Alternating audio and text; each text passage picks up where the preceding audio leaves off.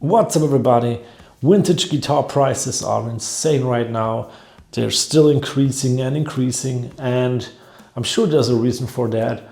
But today I want to tell you 5 reasons why you should not get a vintage guitar. Just a short disclaimer, these 5 reasons most basically apply to guitar players and not particularly to collectors or investors, if you will. So let's jump right into it. And the first reason why you should not get a vintage guitar is, the build quality itself. Because nowadays you have super accurate CNC machines machining all sorts of different parts for your guitars.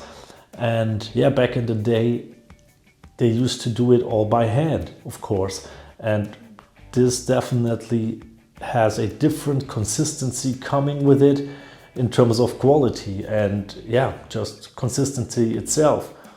If you think about guitar necks, nowadays you can CNC machine guitar necks, for example, and they are basically exactly the same. Maybe you can do the finish work by hand to get the final touch on it, but the overall build quality, and you can see this with all those import guitars and entry-level guitars, the build quality today is top notch. I'm not talking about the quality assurance here, but the build quality itself definitely improved. And back in the day, there were many dogs. Okay, so the second reason we want to talk about today is the playability of those vintage guitars.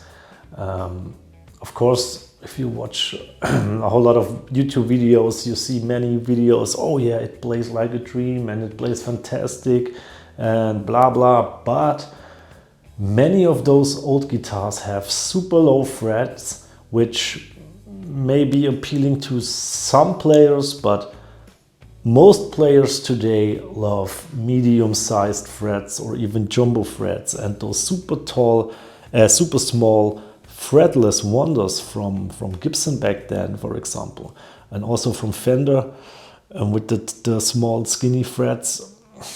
Not everybody likes those. And another thing, obviously, is also when it comes to playability is the fretboard radius. So old Fenders have a 7¼ inch radius, which also is not ideal to many players because of fretting out certain notes when bending, etc. So 9½ inch or Gibson's 12-inch radius may be more appealing to many players. So I don't think the overall playability is better on vintage guitars. Maybe on some of them, but it's not the general thing. All right, so now we're coming to number 3 on my list, and let's talk about old wood. Does old wood really sound better? I'm not sure about that. I mean, back in the day when they recorded their records like Led Zeppelin with the 59 Les Paul or whatnot, this guitar wasn't 50, 60 years old. Jimi Hendrix played CBS Fender guitars. I mean, so old wood, is it more resonant? Maybe, because it dries over the decades, but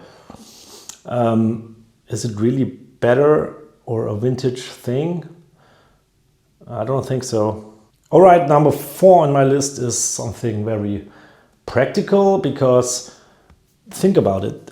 If you have a $10,000, $15,000 or $20,000 vintage Strat or Tele or whatnot, do you really want to gig with it as a player? Do you really want to go to your local bar gig or small clubs playing your $20,000 guitar?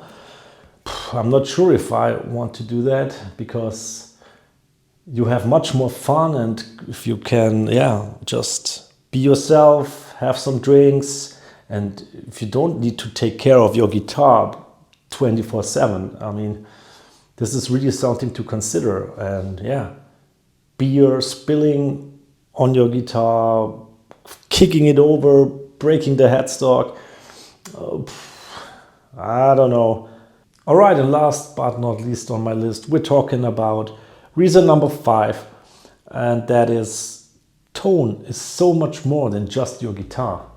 I mean, you have your pickups, your whole wiring harness, your cables, your pedal board, your amp, your speakers, your cabinet, whatever.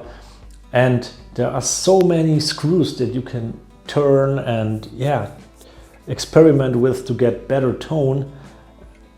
It's just not true that you need a vintage guitar to have the best or the greatest tone, in your opinion. I mean, that's all super subjective. But I've heard like Squire guitars, or they are non-branded cheap guitars that sounded phenomenal. And of course, it's always your fingers as well, and how do you play. Yeah, I mean, what I want to say with that is, don't feel like you're missing out just because you don't have a 64 Strat, or I mean, there are also vintage dogs out there that sound like shit and they play like shit. And there are great guitars in every price category. That's for sure, and that's my experience, and that's how it is. Let me know in the comments what you think about vintage guitars and everything related to it. I think it's an interesting topic, and don't get me wrong, I love vintage guitars, the history that goes along with it, and the whole rock and roll mojo. I love it. I really love it, but as a player, are they the most practical choice? I don't think so. So let me know what you think.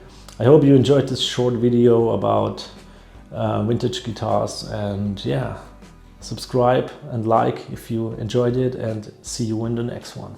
Peace.